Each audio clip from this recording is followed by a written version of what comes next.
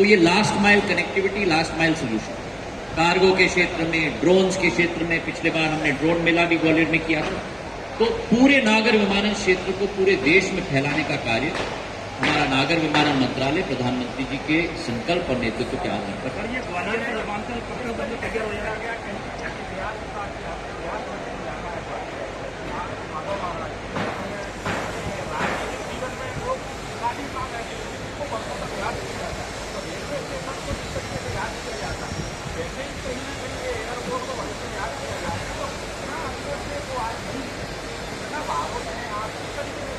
देखिए, मेरे आजियम्मा पूर्व राजनाथ साहब, मेरे पूज्य पिताजी और सिंधिया परिवार की अगर आप बात, हमारा मूल मंत्र, हमारा धर्म जनसेवा और विकास है।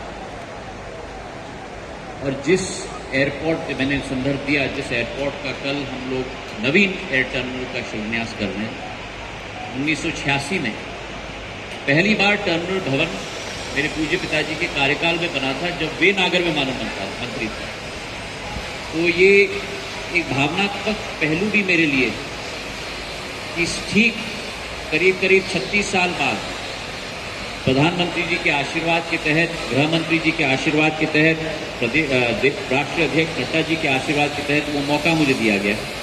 ग्वालियर के विकास और प्रगति में एक नया स्तंभ, एक नई नींव इस नागर विमानन क्षेत्र में इस मंत्रालय से भी हम लोग रख रहे हैं। और एक ऐसी नींव हम लोग रख रहे हैं जो मध्य प्रदेश व्यापक नहीं, राष्ट्रीय व्यापक नहीं, अंतर्राष्ट्रीय व्यापक।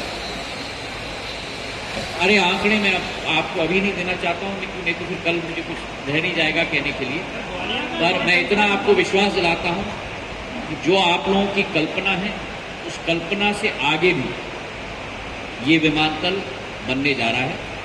और उसी के साथ जो साधारण तौर पर योजनाओं की बड़ी लंबी सफर रहती है, मैं आपको विश्वास दिलाता हूं, जो आप लोगों ने देखा है पिछले 20 साल में, रिकॉर्ड टाइम में ये एयरपोर्ट तैयार होकर आप लोगों को समर्पित किया जाएगा और आपके द्वारा जनता को समर्पित किया जाएगा। वही तो मैं कह रहा हूँ ना, कुछ तो छोड़ दो मुझे कल के लिए। अगर अभी सब कह दूंगा तो फिर कल क्या कहूँगा।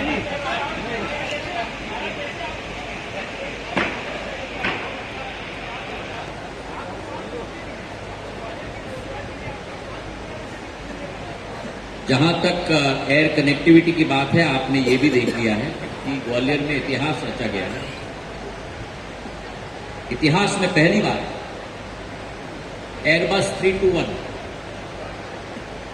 पिछले बार जब मैं लेके आया था एयर इंडिया का, आप लोगों को याद होगा, वो एयरबस 319 था। एयरबस था पर छोटा वाला था। ये सबसे दुनिया का सबसे बड़ा एयरबस है, राष्ट्रीय आवागमन के लिए। एयरबस 321 आज रोज दिल्ली से ग्वालियर आता है, डेली फ्लाइट है एयरबस 321 का। ये नया इतिहास है। तो आप लोगों से भी मेरा निवेदन है और आपके द्वारा आपके दर्शकों से भी निवेदन है, कृपा करके इन प्लेनों को भर के भेजें। नहीं तो बड़ी कठिनाई हो रही है। आज मुझे हर बार जब मैं प्लेन में चढ़ता हूं और उतरता हूं, मैं हर बार जो क्रू है उनसे मैं पूछता हूं कि कितने यात्री चढ़े, कितने यात्री उतरे। तो मैंने ये, आज मुझे थोड़ी संतुष्टि हुई कि आज के प्लेन में करीब